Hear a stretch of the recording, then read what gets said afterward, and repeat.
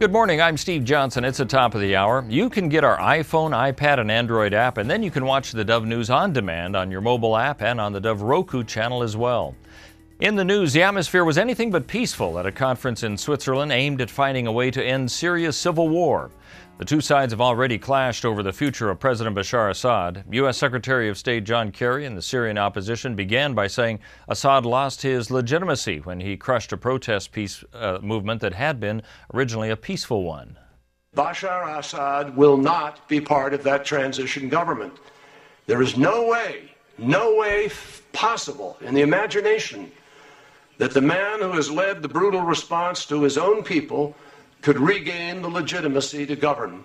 Syria's foreign minister responded that terrorists and foreign meddling had ripped his country apart. He kept speaking even after the UN Secretary General told him his time was up.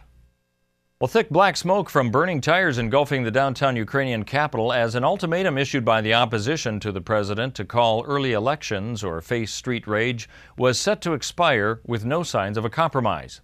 The three main opposition leaders urged protesters late Wednesday to refrain from violence for 24 hours until their ultimatum to President Viktor Yanukovych expires.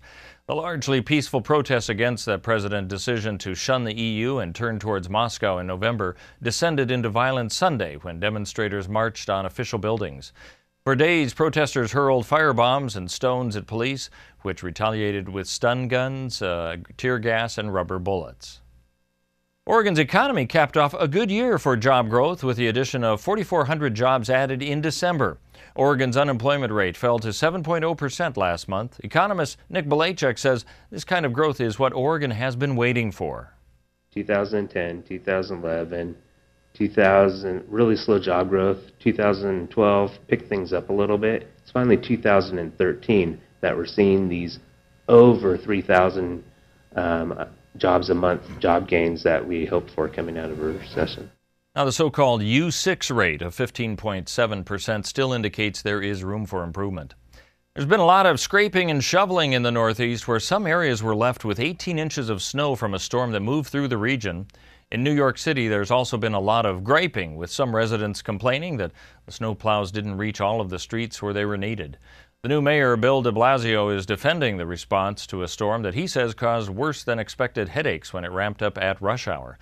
Parents grumbled over the decision to keep the nation's largest public school system open. Let's take a look at what we can expect on our weather scene. For the Medford and Grants Pass area, partly sunny today with a high of 51, 54 on Friday, sunny and 54 on Saturday. For the Klamath Falls area, we can expect sunny skies today and tomorrow with a high of 48 today, 50 tomorrow, 53 expected on Saturday. For Brookings along the coast, sunny and 61 today, 63 tomorrow, then partly cloudy as we head into the weekend, a high Saturday of 57. For Port Orford and Coos Bay, sunny today and tomorrow, high of 59 today, 65 tomorrow, then down to 57 expected on Saturday. For the Wairika area, sunny skies today and tomorrow with a high of 51. Tonight, though, could get down to 25 degrees, 53 degrees on Friday, and then partly sunny both Saturday and Sunday with a high both days of 56 degrees. That's a look at news and weather. You're up to date right here on the Dove.